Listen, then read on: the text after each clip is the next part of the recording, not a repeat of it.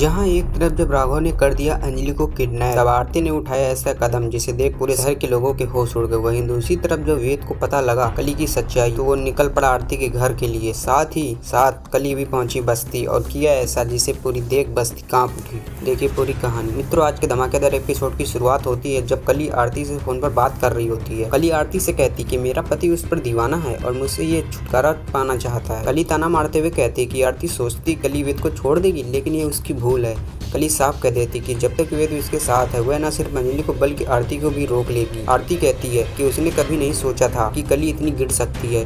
कली आरती से पूछती है कि क्या वह वेद से प्यार करती है। आरती मान लेती है कि वह वेद से बहुत प्यार करती है और कॉल काट देती है। यह सब वेद कली के पीछे खड़ा सुन रहा होता है और उसे कली की सच्चाई पता चल जाती है और उसका गुस्सा सातवें आसमान पर है और निकल पड़ता है आरती के घर की ओर। सोनल कली को इन्फॉर्म करती है कि वेद आरती के पास जा रहा है और फिर क्या था, कली भी निकल पड़ती है वेद के पीछे। अब देखिए आगे जहाँ हुआ ऐसा मौत के तांडव जिसे देख सबके होश उड़ गए। इधर आरती नर्स सुनीता को कॉल करती और बताती कि कैसे अंजलि राजपूत हवेली में युवराज और महक की शादी के दौरान अपने पैरों पर खड़े होकर अमन का नाम लिया था। आरती पूछती कि क्या अंजलि पूरी तरह से ठीक हो सकती है। सुनीता बताती हाँ ठीक हो सकती है। आरती जाकर देखती है तो पाती कि अंजलि व्हील चेयर पर नहीं है। आरती पद्मा को फोन करके पूछती है कि अंजलि कहाँ है। पद्मा कहती है कि अंजलि तो यहीं होनी चाहिए, लेकिन उसे पता नहीं कि वे कहाँ। राधिका और अभय अंजलि को राघव के पास ले आते हैं जो अंजलि की बस्ती में आए हुए होते हैं। राघव अंजलि को उकसाता है ताकि पता चल सके कि वह सच में पैरालाइज्ड है या नाटक कर रही है। राघव पूछता है कि क्या वह उसके खिलाफ कोर्ट में लड़ेगी। वह अंजलि को कानून की किताब दिखाता है और याद दिलाता है कि कैसे कभी उसने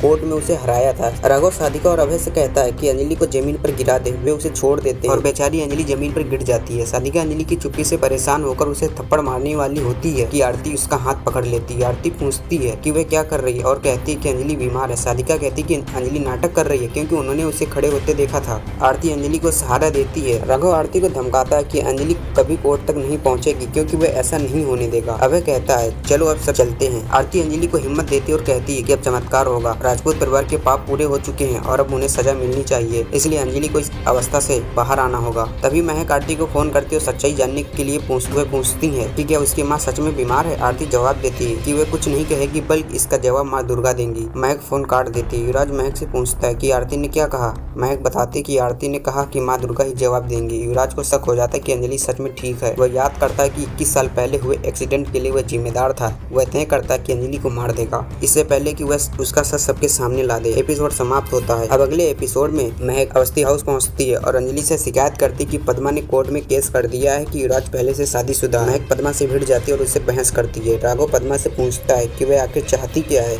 पद्मा कहती है कि उसे उसका हक चाहिए। राघव ताना मारता है कि इतने सालों तक उसने अपने हक लड़ाई नहीं लड़ी और अब कर रही है। राघव पूछता है कि उसका वकील कौन है। पद्मा कहती है कि वह खुद पता कर ले और यह भी जोड़ती है कि बहुत जल्द अमन के कातिल का राज खुलेगा। मित्रों, अब होगा मौत का खेल जब राघव करेगा अंजलि पर वार ताकि वो कोर्ट न जा सके। तब छिड़ा ऐसा युद्ध। दूसरी तरफ वेद कली पहुंचे आरती के घर के बाहर। फिर कली ने किया ऐसा जिसे देख आपका दिल दहल जाएगा। देखिए कल शाम 6 बजे। धन्यवाद दोस्तों।